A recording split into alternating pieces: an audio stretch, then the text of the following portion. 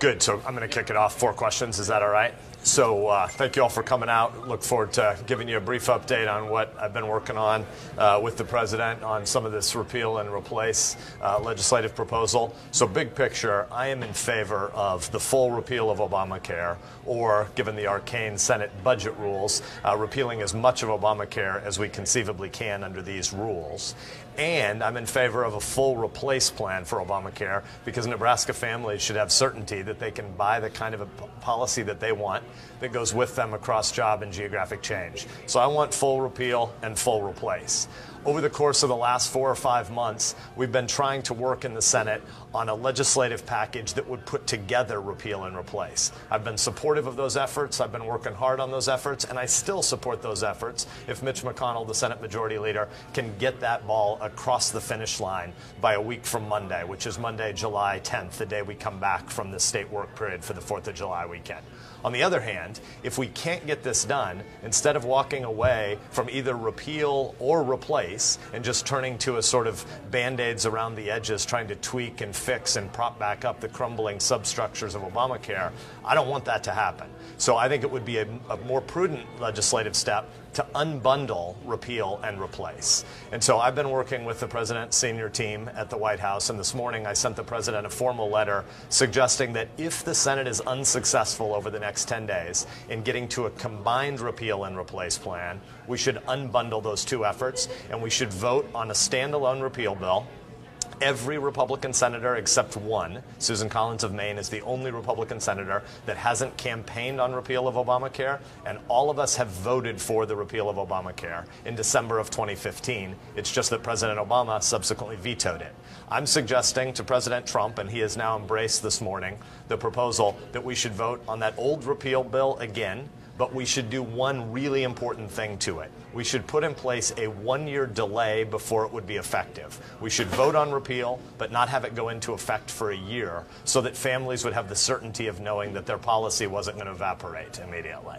Then the president should ask the Congress to cancel our August state work period, and we should stay in session, working 18 hours a day, 6 days a week for all of August, and we should vote by Labor Day on an actual replace plan. I want repeal and I want replace. If we can do those 2 together in one legislative package, I'm good with that. If we're going to fail at that, we should separate the 2. We made a promise to repeal Obamacare, and we should keep our promises.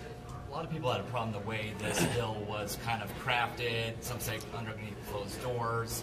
I know you weren't a part of that kind of group that was trying to help craft the bill. I guess, should there be more of an open process to kind of help replace Obamacare than what was previously done? So first of all, basically all 52 Republican senators have been involved in this process, but none of the 48 Democrats have been participating in the process. There are lots of different formal and informal working groups. There are 3 different Senate committees that have some authority and not, but it hasn't been a transparent process, and I would be in favor of a much more open, much more public process. I'd like to see us have a full hearing and debate process in public before the American people, 18 hours a day, 6 days a week for the whole month of August. We should cancel our state work period, and we should stay in D.C. and get the work done to fulfill the promises we made, and frankly to deliver the health care reform system of the future that the American people want and deserve.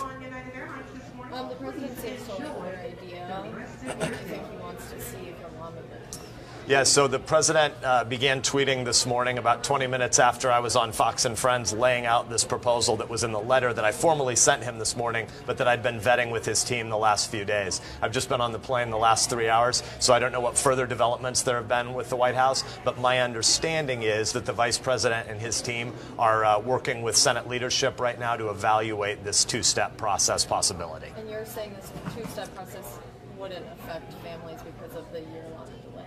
Right now, Obamacare structures are crumbling everywhere. Obamacare didn't deliver the number of newly insured people it said it was going to, and of those who are newly insured, the vast majority of them are just in a Medicaid expansion proposal. They're not on the exchanges, but the exchanges are collapsing. In the vast majority of Nebraska, there's only one insurer per county, and the premium rate increases have been astronomical. There are farmers who come into my office almost every day in D.C. that are looking at $20,000 to $30,000 premiums for families of 4. So Obamacare is collapsing. I don't want to do anything to accelerate that structure falling apart under families faster, but we need to replace it with something that actually works. My proposal is, again, for the next 10 days, I'm still on board with Leader McConnell's attempt to try to do this as a combination package, repeal and replace at once.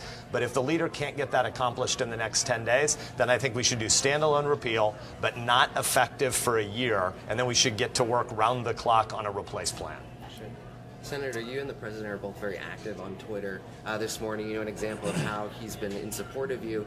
Sometimes the President is critiqued about his Twitter use over the past few days especially. What do you think about some of the critiques of some of the way he's been tweeting? So I believe two things. I believe in, first of all,